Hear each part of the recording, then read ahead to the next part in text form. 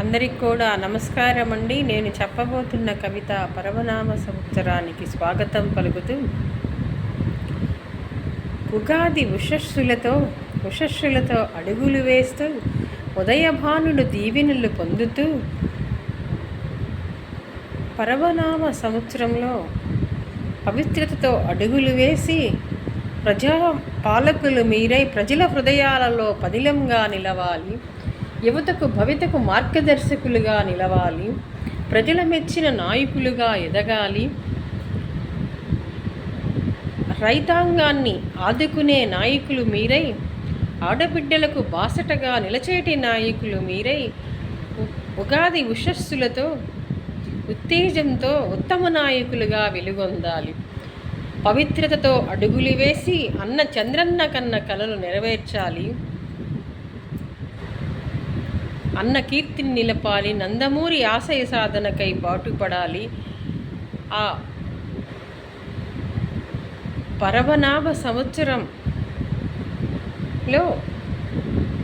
ప్రగతికి మార్గదర్శకులుగా, స్వర్ణాంధ్రకు శ్రీకారం చుడుతూ, స్వచ్ఛాంధ్రకు శ్రీకారం పలుకుతూ, ఉషస్సులతో అడుగులు వేస్తూ, మీ పాలన శుభకరం శ్రీకరంగా ఉండాలని ఆ శ్రీదేవి భూదేవి శ్రీహరి నిలయవాసుడిని వేడుకుంటుని, ప్రజలందరూ చల్లగా ఉండాలని, కొత్త సంవత్సరంలో కోటి కాంతులతో వర్ధిల్లాలని కోనేటి రాయుని కోదండరాముని వేడుకుంటుని, ఆడపడుచులు ఆయురారోగ్యాలతో అష్టైశ్వర్యాలతో వర్ధిల్లాలని ఆ అన్నపూర్ణమ్మను వేడుకుంటుని, అవనియమ్మను దీవించమని చెప్తిని.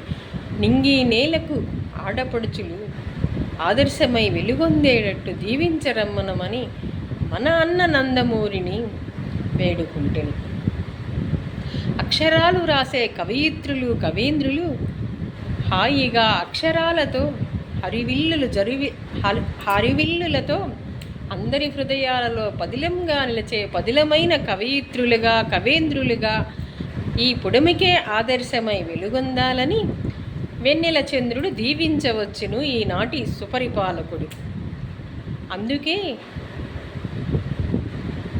ఉగాది ఉషస్సులతో చిన్నారులు చిరంజీవులను దీవిద్దామా,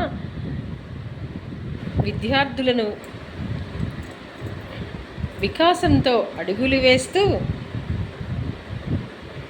విజేయతలై నిలవాలని ఆ చిన్నారులను చిరంజీవులను మన అక్షరాలతో దీవిస్తూ అభినందిద్దామా. పరవనామ సంవత్సరానికి స్వాగతం సుస్వాగతం అంటూ ఈ స్వాగత శుభాంజలి పలుకుతూ,